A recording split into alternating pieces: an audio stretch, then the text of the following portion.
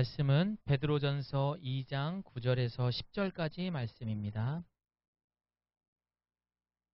베드로전서 2장 9절에서 10절까지 말씀입니다. 우리 한 목소리로 합독하겠습니다. 그러나 너희는 택하신 족속이요. 자, 시작. 그러나 너희는 택하신 족속이요, 왕같은 제사장들이요, 거룩한 나라요, 그의 소유가 된 백성이니 이는 너희를 어두운 데서 불러내어 그의 기이한 빛에 들어가게 하신 이의 아름다운 덕을 선포하게 하려 하심이라. 너희가 전에는 백성이 아니더니 이제는 하나님의 백성이요, 전에는 긍휼을 얻지 못하였더니 이제는 긍휼을 얻은 자니라. 아멘. 5월은 무슨 달이라고 말하죠? 가정의 달이라고 말합니다. 5월을 가정의 달로 정한 것은 그만큼 가정을 한번 돌아봐라, 그동안 가정을 돌보지 못한 모습들이 있다면 한 번 정도는 반성해봐라, 여러 가지 의미가 있는 것 같습니다. 그래서 가정 밖에서도 그렇고 가정 안에서도 그렇고 참 여러 가지의 많은 행사들을 우리 주변에서 볼 수가 있습니다. 그러나 얼마 전 어린이날이 지났는데 어떤 기사에서 이렇게 보니까 아이들의 장난감 선물하는 그런 수준들이 그 가격의 정도가 도를 지나쳤다라는 이야기가 있어서 조금은 씁쓸했습니다. 아이들에게 약 50만 원, 60만 원, 많게는 70만 원 상당의 그런 게임기들을 사주고 부모님한테는 이제는 20만 원, 30만 원 정도의 용돈은 이렇게 만족스럽지 않아서 그것을 다 현금화시켜서 꽃으로 만들어서 드리는 것만이 진짜 선물이고, 마치 내가 그걸 받아야만 내 자식들에게 뭔가 효도를 받는다라고 착각을 한다라고 합니다. 그뿐입니까? 5월이면은 정말 지출이 많은 것 같아요. 그래서 외식도 해야 되고 여행도 가야 된다라는 우리의 생각들이 이제는 고정된 것 같습니다. 사실 그래요. 이것이 나쁜 거는 아닙니다. 1년에 한 번 정도인데. 물론 그때만큼 주는 사람이나 받는 사람들은 최고의 날일 겁니다. 진짜 엄마 아빠는 이 세상에 최고야. 야, 우리 아들 잘 키웠다 내가. 그 순간만큼은 그러겠지만 여러분, 영원할까요? 영원하진 않습니다. 여러분. 어떤 영화에서 이런 대사가 있었어요. 아빠가 이 생일날 진짜 상상도 못할 선물을 사갈게 라고 이야기하자 아이가 말을 합니다. 아빠, 선물은 됐어요. 그냥 아빠랑 놀고 싶어요 라는 이야기를 했습니다. 그래서 오늘 여러분에게 이 가정의 달을 맞이해서 세 가지를 제가 제안하며 이야기를 하도록 하겠습니다. 자, 조금 강조하기 위해서 여러분이 저를 따라했으면 합니다. 가정은 돈으로 책임지는 것이 아니다. 여러분, 그게 가정이에요. 두 번째, 가정의 행복은 나로부터 시작합니다. 세 번째입니다. 하나님은 우리 가정을 축복하셨습니다. 다 같이 아멘합니다. 과연 바쁘고 반복되는 삶 속에 우리는 우리의 자녀, 그리고 부모님, 그리고 배우자에 이르기까지 가정의 올바른 목적과 방향 잘 가고 있습니까? 또 안전합니까? 오늘 이 시간 우리 모두가 가정에 대해서 오늘 하나님께서 주시는 말씀을 통해 돌아볼 수 있는 복된 시간이 되기를 소망합니다. 미국의 어떤 가정에 한 여자가 이제 자라나게 됩니다. 사실 이 가정은 세상의 눈으로 보나 누가 보나 실패한 가정 환경이었습니다. 그런 여인은 결혼하게 되면서 그 남편에게조차 이제 언어로나 심지어 이 폭행까지 당하면서 그는 참 어려운 생활을 하게 됩니다. 결국에 이 가정은 계속 이어지지 못하며 이 여자는 13살짜리 아이와 함께 집을 나오게 됩니다. 그리고 그 여인은 늘 아들에게 이야기합니다. 얘야, 너는 절대로 사랑하지 마라. 얘야, 너는 절대로 사람을 믿지 마라. 이 이야기를 늘 듣고 있던 아이는 어땠을까요? 좋은 상태는 아니었을 것입니다. 그렇게 아이는 엄마가 이야기하는 것들이 몸에 배기 시작을 했습니다. 또 엄마도 먹고 살다 보니 아이에게 그렇게 신경 써주지 못했던 겁니다. 그런데 다행인지 불행인지는 모르지만 아이는 굉장히 똑똑한 아이였어요. 그러나 학교 생활도 얼마 되지 않아서 결국 고등학교 때 그는 폭행으로 인해서 퇴학을 당하게 됩니다. 그래도 살아보겠다라고 해서 미 해병대 입대까지 합니다. 머리가 좋은 아이였고 손놀림도 좋았던 아이다 보니 1등 사수까지 되었어요. 하지만 그 안에 자라는 그 마음에 있는 쓴뿌리로 인해서 결국 또 폭력으로 인해서 불명예 제대를 하게 됩니다. 참 이런 이야기 들어보면 부모의 영향이 크긴 큰 것 같아요. 그래도 내가 이렇게 사느니 한번 사람답게 살아보자 라고 해서 영국으로 이제 가게 됩니다. 그리고 그곳에서 사람을 만납니다. 여자를 만나는 거죠. 그리고 결혼하게 됩니다. 그리고 첫 번째 탄 월급을 아내에게 주자 아내는 아이고 이것밖에 못 버냐 라고 하면서 핀잔을 준 거예요. 해림자매 그렇게 하면 안 돼요. 얼마가 됐던 간에 너무 수고했습니다. 정말 대견합니다. 자랑스럽습니다. 이렇게 이야기해야 되는데 아이고 이거밖에 안 되냐라고 이야기하자 이 남편이 그걸 듣자마자 이 아이는 화가 난 거예요. 그리고 자신의 창고에 있던 소총을 가지고 나온 거예요. 그리고 자신이 다니고 있는 회사에 미국의 높은 사람이 지나간다라는 이야기를 듣게 되면서 자신이 들고 있는 그 소총을 빵 하고 당긴 거예요. 이것이 바로 1963년 11월 22일 미국의 35대 대통령 존 F 케네디의 암살 사건이 있던 날이었습니다. 여러분 바로 이 아이가 오스왈드라는 아이가 된 거예요. 미국의 대통령을 암살하는 사람이 되었던 것입니다. 이 이야기를 통해서 정신의학자 한 의사는 이렇게 이야기합니다. 가정의 비극이 우리 사회의 가장 커다란 비극을 초래했다. 사실 이 의사 말뿐만이 아니라 우리 모두가 이 가정에 대한 이 이야기뿐만이 아니라 주변에서도 얼마나 가정이 중요한지 소중한지 알 수 있는 이야기인 것 같습니다. 사실 어떻게 보면 오늘 이 이야기의 그 아이 오스왈드의 잘못일까요? 저는 아니라고 봅니다. 엄마의 잘못이겠죠. 또 그 엄마는 그 엄마가 자란 또 그 환경이 되겠죠. 피해자가 된 것입니다. 우리는 누군가의 부모이기도 하고요. 자녀이기도 합니다. 적어도 이 내용을 통해서 많은 것을 느끼지만 분명한 것은 가정은 소중합니다. 그러나 그 가정에서 진짜 소중한 것은 우리가 아까 함께 따라 했던 것처럼 가정의 행복은 누구로부터 시작된다? 나로부터 시작된다. 여러분 이것을 꼭 명심하기를 바랍니다. 나의 존재가 상당히 중요합니다. 나의 존재가 우리 가정에 영향력을 발휘해서 변화된다니까요. 구약 성경에 보면은 큰 배를 만든 사람이 있어요. 누굽니까? 노아죠. 이 노아가 하나님의 명령을 따라서 배를 짓게 됩니다. 사람들의 많은 손가락질도 받습니다. 하지만 하나님께 순종했던 그 딱 한 사람의 순종과 그 가정을 지켰던 노아를 통해서 결국 40일 주야를 내리는 그 폭우 속에서 노아는 자신의 가정을 구원하게 됩니다. 자신의 생명을 구하는 사람이 된 것입니다. 오늘 저를 따라하는 것이 상당히 많거든요. 여러분 따라합니다. 예수 믿는 나를 통해 우리 가정이 생명을 얻습니다. 맞아요. 죽어가고 있는 우리 가정이 돈. 좋은 대학. 너 좋은 취직해야 돼. 좋은 회사 들어가야 돼. 돈 많이 벌어야 돼. 야 나는 언제 네 덕을 보냐. 이렇게 점점 죽어가는 우리 가정 속에 이렇게 저렇게도 평안함과 기쁨, 환경에 치우치지 않는 진짜 행복과 기쁨을 누릴 수 있는 그런 가정이 될 수 있는 것입니다.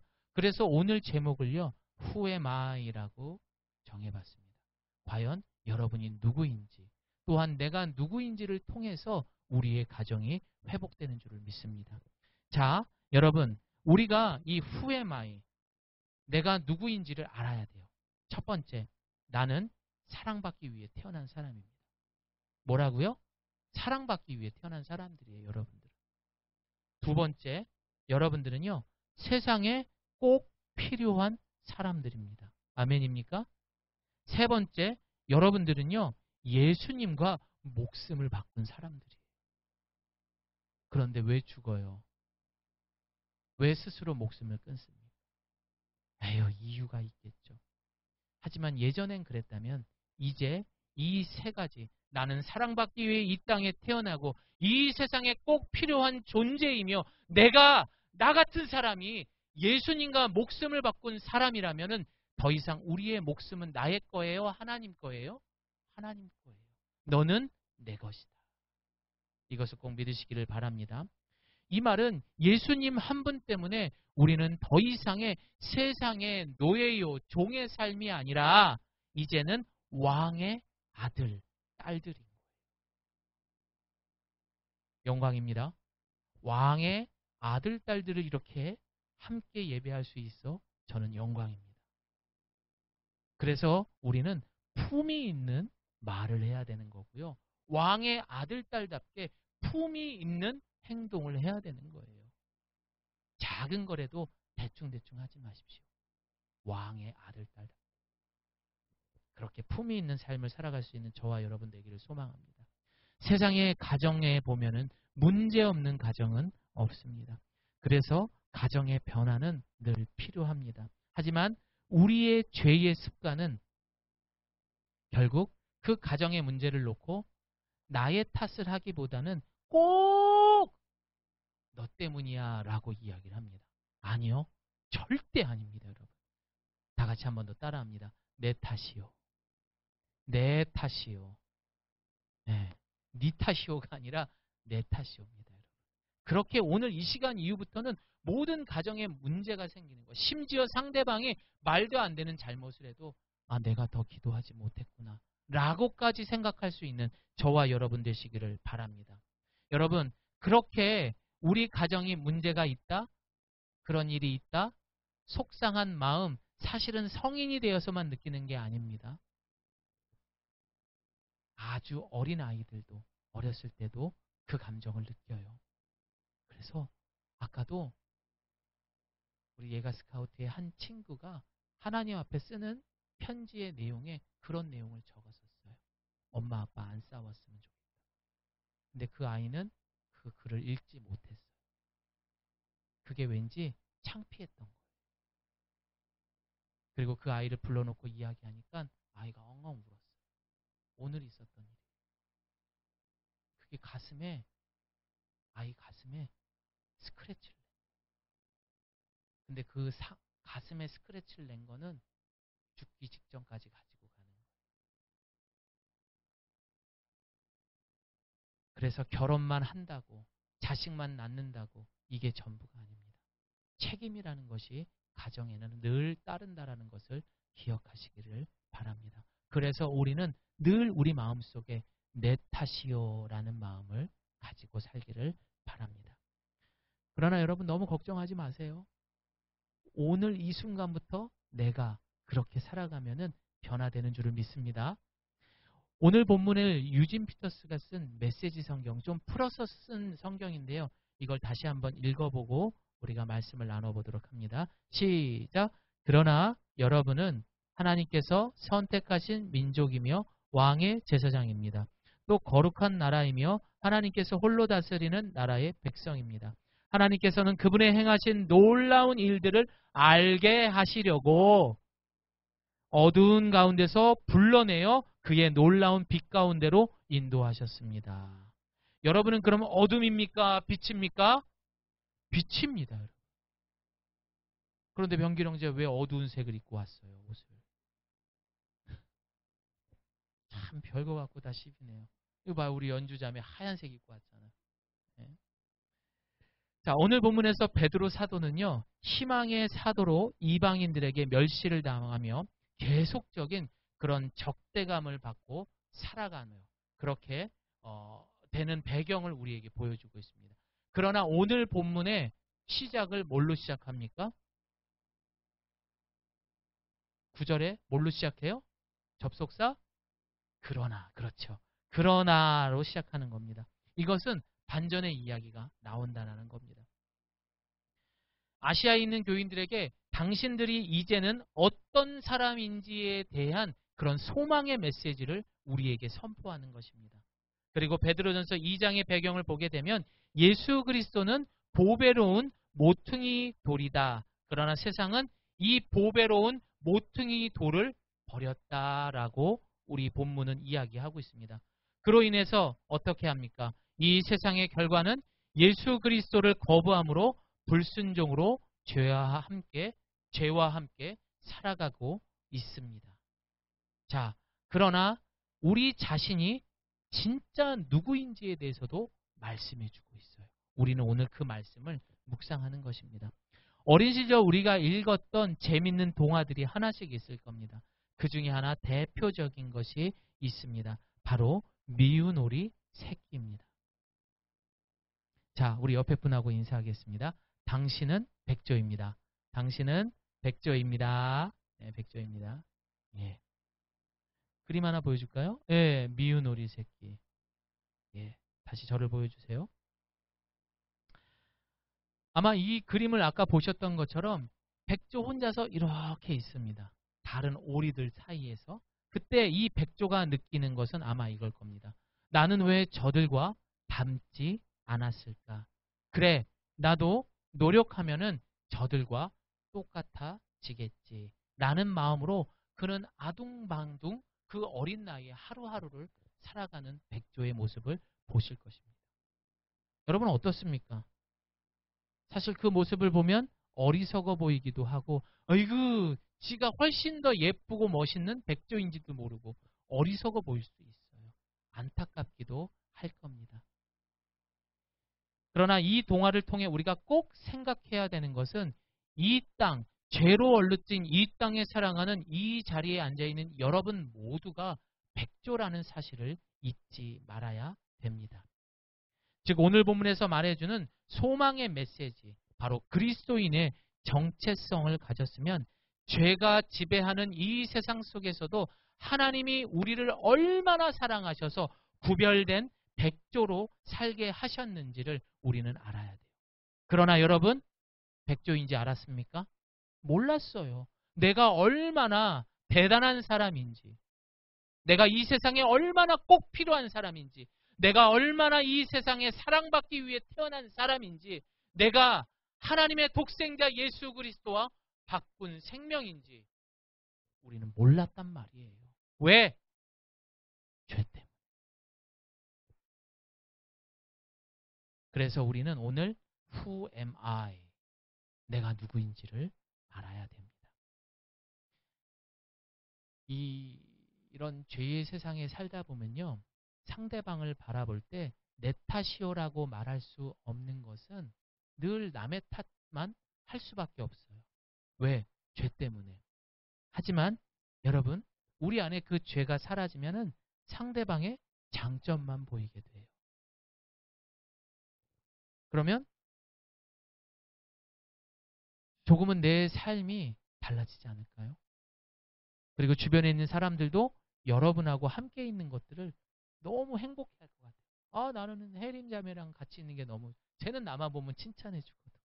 저 사람 이 말만 들으면 내 마음이 따뜻해지고 연주에게 들으면 난 위로가 되거든. 난 그래서 연주가 좋아. 그런 사람들이 되기를 소망합니다. 네. 이런 사람들은 남 탓 안 해요, 여러분. 내 안에 죄, 내가 죄인이라는 것을 알기 때문입니다. 자, 그래서 우리는 오늘 오늘 본문을 통해서 네 가지를 통해서 내가 누구인지에 대해 잘 알아보도록 하겠습니다. 첫 번째입니다. 따라합니다. 나는 택하신 족속.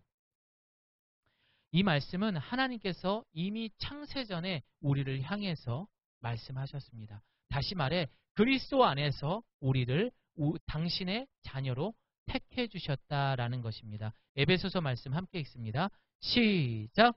곧 창세전에 그리스도 안에서 우리를 택하사 우리로 사랑 안에서 그 앞에 거룩하고 흠이 없게 하시려고 그 기쁘신 뜻대로 우리를 예정하사 예수 그리스도로 말미암아 자기의 아들들이 되게 하려는 것이라. 자, 한 번 더 저를 따라합니다. 손까지 따라해 보세요.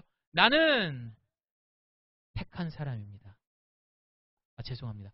택함 받은 사람입니다. 다시 합니다. 나는 택함 받은 사람입니다. 저는 이 택함 받음이라는 것을 늘 영화 속의 주인공 이렇게 이야기를 합니다. 사실 제가 정말 가고 싶었던 회사에 있었습니다. 그때에 전화가 왔을 때 얼마나 기뻤는지 몰라요. 와, 나를 택하다니. 여러분, 그러나 오늘 이 택함 받은 것은 더 기쁘고 행복한 일인 것입니다. 방금 이야기했던 것처럼 내가 택함 받았다라는 것은 얘들아, 내가 너희 인생의 이제 영화 감독이 될 거야. 그리고 너희들은 내 영화, 이 인생이라는 영화에 너희들을 여주인공, 남주인공으로 쓸 거야 라는 이야기와 똑같은 거예요. 여러분, 영화가 계속 멋있는 장면만 나오면 지루해요? 재밌어요. 억양이 이상해가지고 뭘 말해야 될지 모르겠죠. 지루하죠. 계속 재밌는 내용, 이렇게 말하면 안 되죠. 똑같은 반복되는 것만 나오게 되면은 영화는 재미없어질 겁니다. 뭔가 힘든 장면도 나오고, 고난당하는 장면도 나오고, 또 뭔가 좀 이게 극적인 것도 나오고, 높낮이가 있어야, 밀당이 있어야 영화가 재밌어지는 것입니다. 예를 들어서 내가 여배우와 함께 뽀뽀신만 좋아한다고 뽀뽀신만 나오는 거예요. 그것만 하면 돼요? 안 돼요? 영화는 망치는 거죠. 하지만 하나님께서는 여러분을 택하셨기 때문에 이 영화 자체가 최고의 흥행을 이루기 위해서 여러분의 인생을 택한 그 주인공에 대해서 엄청나게 재미있게 그리고 완벽하게 그 영화를 만드셨다라는 것을 기억하시기를 바랍니다. 여러분은 하나님께서 만들어 놓으신 그 인생의 영화 주인공들입니다. 그것이 바로 택함 받았다라는 것을 잊지 마시기를 바랍니다. 두 번째입니다. 따라합니다. 나는 왕 같은 제사장. 이 말은 우리의 신분을 이야기하는 것입니다. 그래서 이 내용이 히브리서 기자는 이렇게 이야기를 합니다. 함께 읽습니다. 그러므로 형제들아 우리가 예수의 피를 힘입어 성소에 들어갈 담력을 얻었나니. 당시에 구약 시대에 이 성소에 들어갈 수 있는 자들은 1년에 한 번밖에 되질 않았습니다. 그러나 누구나 들어가는 것이 아니라 오직 대제사장만 들어갈 수 있었던 것입니다. 그런데 우리가 예수 그리스도를 믿기 때문에 예수의 피와 이 공로로 말미암아 대제사장처럼 우리가 이제는 예수의 이름으로 그 지성소 안에 들어갈 수 있게 된 것입니다. 이거 엄청난 겁니다, 여러분. 예수님께서 그 예수님의 한 분의 그 십자가 사건으로 우리 모두가 그런 직분을 받은 거예요. 또한 왕은 통치권이 있습니다. 그러기에 우리는 이 땅에서 왕 노릇할 수 있게 하나님께서 창조하셨습니다. 우리 계시록 5장 10절 말씀 함께 읽습니다. 시작. 그들로 우리 하나님 앞에서 나라와 제사장들을 삼으셨으니 그들이 땅에서 왕 노릇 하리도다. 그러나 이 제사장은 우리의 행위와 공로가 아닌 바로 예수님의 피값, 예수님의 십자가의 사건으로 이 모든 그 신분을 얻게 된 거예요. 단, 우리도 그 십자가에 완벽하게 죽어야 됩니다. 아멘입니까? 그때에 비로소 우리는 대제사장, 왕 같은 제사장이요. 왕의 역할을 할 수 있는 겁니다. 그 이야기를 어떻게 하셨느냐? 창세기 1장 28절 함께 읽습니다. 시작. 하나님께서 그들에게 없습니까? 죄송합니다. 제가 읽어드릴게요. 하나님께서 그들에게 복을 주시며 그들에게 말씀하시기를 자식을 많이 낳고 번성에 땅에 가득하고 땅을 정복하라. 바다의 물고기와 공중의 새와 땅 위에 기는 모든 생물을 다스리라. 여러분 거예요. 그런데 왜 세상의 노예가 돼서 매일 끌려다니십니까? 왜 그것 때문에 힘들어 하십니까? 주님은 정복하고 다스리라고 했는데. 여러분은 왕입니다. 아멘. 여러분은 왕 같은 제사장인 줄 믿습니다. 그래서 이 왕이며 제사장이 할 수 있는 것들은 따라합니다. 죄에 대해 명령할 수 있다. 엄청난 겁니다. 죄에 대해 명령할 수 있어요. 여러분, 이것은 우리 그리스도인만이 가지고 있는 능력과 권세인 거예요. 다 같이 따라합니다. 예수의 이름으로. 예수의 이름으로. 여러분들이 기도하실 때마다 예수의 이름으로 라고 선포할 때마다 여러분 안에 있었던 욕심이 떠나가는 줄을 믿습니다. 예수의 이름으로 여러분들이 선포할 때마다 여러분의 병이 떠나가는 줄을 믿습니다. 그러한 권세와 능력은 이미 하나님께서, 예수님께서 이 땅의 삶을 통하여서 보여주셨어요. 귀신이 떠나갔어요. 예수의 이름으로 안진뱅이가 일어섰단 말이에요. 예수의 이름으로 눈먼 자가 눈을 떴단 말이에요. 지금도 그런 놀라운 이름들이 예수의 이름으로 일어나고 있습니다. 그런데 왜 못해요? 내가 아직까지도 왕이며 제사장의 직분을 갖지 않기 때문이에요. 완벽하게 십자가에 죽지 못했기 때문에 우리는 여전히 세상의 노예가 되어서 돈 거기에 끌려다녀요. 다시 한번 따라합니다. 예수의 이름으로. 그 예수의 이름으로 여러분 승리하시기를 소망합니다. 그 예수의 이름으로 내 옆에 있는 주변의 병 들린 사람들을 위해서 기도하십시오. 그 기적이 일어나요. 여러분들이 앞으로 가야 할 길들, 그 진로들 막막합니까? 예수의 이름으로 기도하십시오. 주님께서 그 길을 인도해 주시고 책임져 주실 줄을 믿습니다. 세 번째입니다. 나는 거룩한 나라입니다. 따라합니다. 나는 거룩한 나라. 찬송가 438장을 보게 되면은 이런 찬양이 있어요. 높은 산이 거친 들이 조막이나 궁궐이나 내 주 예수 모신 곳이 그 어디나. 따라합니다. 하늘 나라에. 이런 찬양이 있습니다. 내 주 예수님이 모신 곳은 그 어디나 하늘나라래요. 예수님과 함께하는 곳이 군대가 있는 청년도 있지만 그 군대가 하늘나라가 될 수 있고, 얼마 전에 우크라이나와 러시아 전쟁에서 그 우크라이나 가정들이 모여가지고 포탄이 떨어지는 그곳에서 예배하는 장면에서 그들이 웃는 모습, 그들이 눈물로 기도하는 모습을 이 신문의 사진으로 봤어요. 그들의 모습에는 두려움이 없었습니다. 그들의 모습에는 정말 하나님 나라와 같았습니다. 이 말은 다시 말해서 우리가 살아가는 직장, 우리가 살아가는 가정, 우리가 있는 교회, 우리가 속해 있는 이 대한민국이 천국이 될 수 있다 없다? 있다라는 이야기고, 그것을 우리가 만들 수 있다라는 것입니다. 좀 약간 풍자인가? 이건 약간 비꼬는 얘기가 될 수도 있어요. 과거에 어떤 정치인이 이 좀 어려운 이런, 거길 어디라고 그러죠? 좀 이렇게 높은 그런 지대에 살고 있는 분들에서 좀 체험을 해보겠다고 해서 거기서 이제 어려운 삶을 살았던 거죠.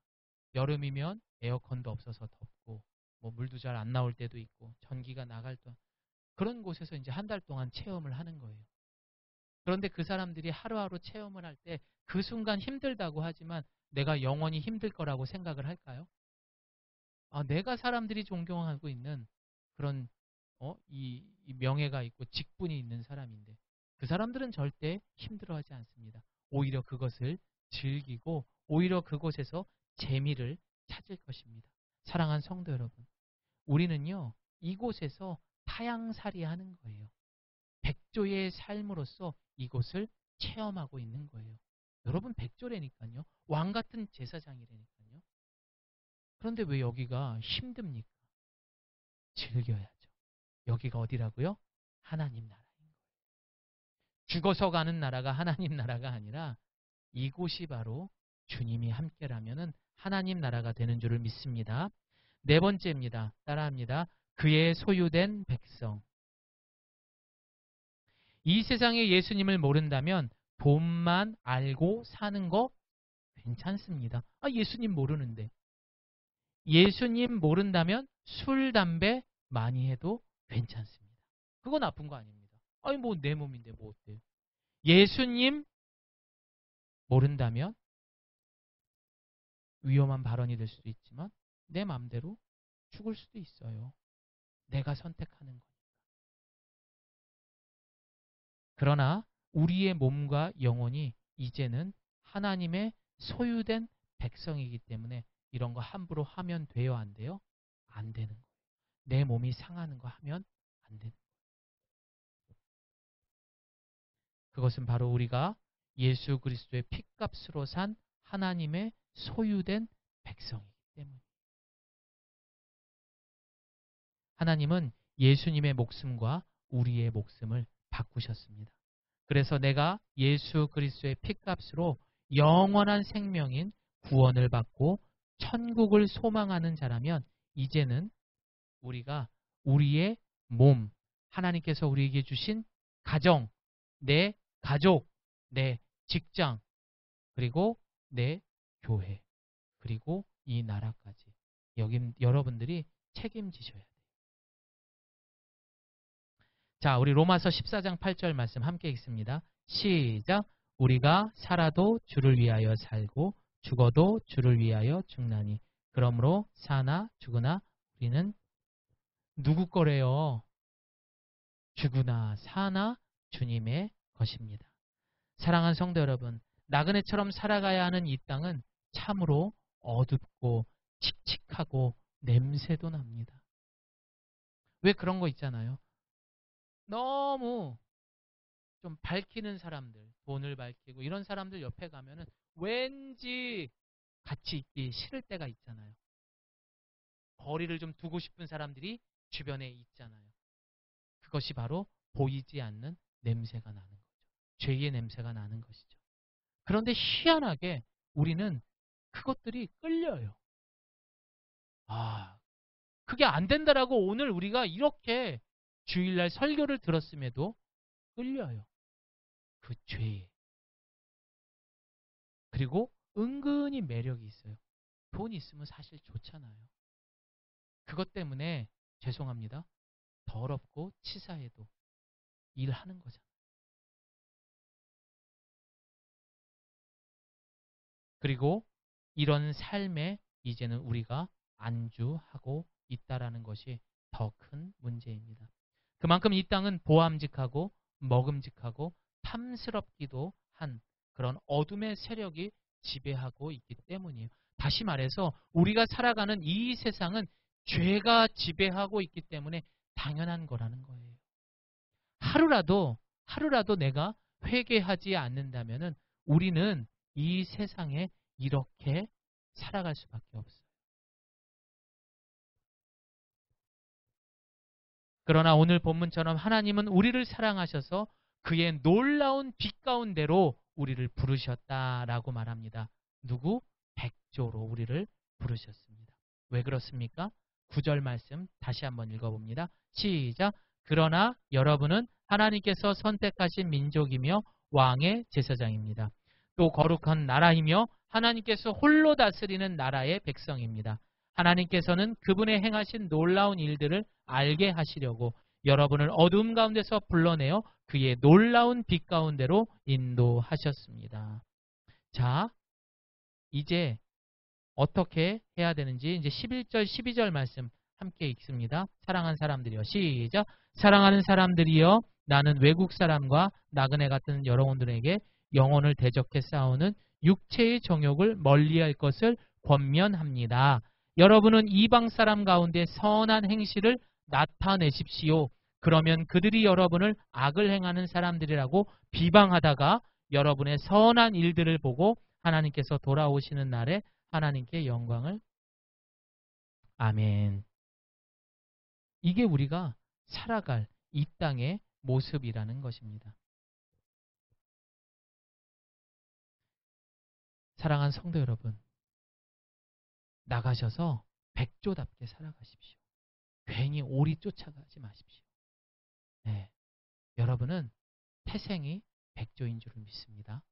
백조답게 품위 있게 살아가기를 소망합니다. 세상은요, 내가 소유한 것을 보고 나를 평가하는 세상입니다. 보이는 것을 보고 내가 어떤 사람인지를 이야기를 합니다. 그래서 뭐예요? 좋은 차 타야 돼요. 그렇죠? 명품 하나 정도는 들고 다녀야 돼요.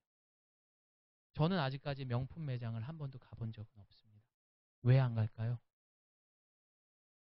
자, 한 번 듣고 잊어버리세요. 제가 명품이기 때문입니다. 왠지 좀 멋있게 얘기하려고 준비를 했었는데 여러분 마찬가지. 따라합니다. 내가 명품입니다. 여러분이 명품인데 명품 매장을 왜 가요?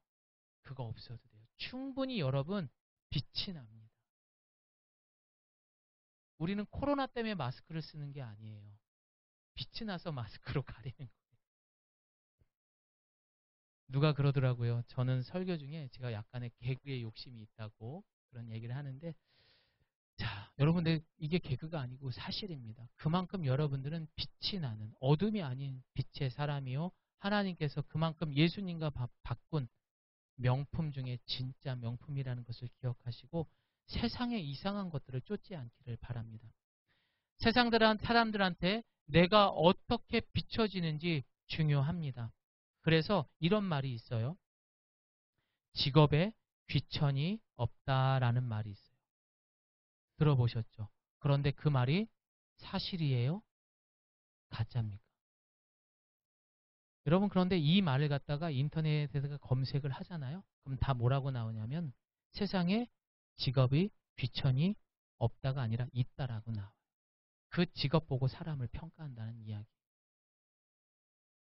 그리고 그 부모님의 직업을 가지고 아이를 평가하는 세상이 됐습니다. 성적 하나로 그 사람의 인생을 평가하기도 합니다. 결국 따지고 보면 다 똑같은 이야기라는 거죠.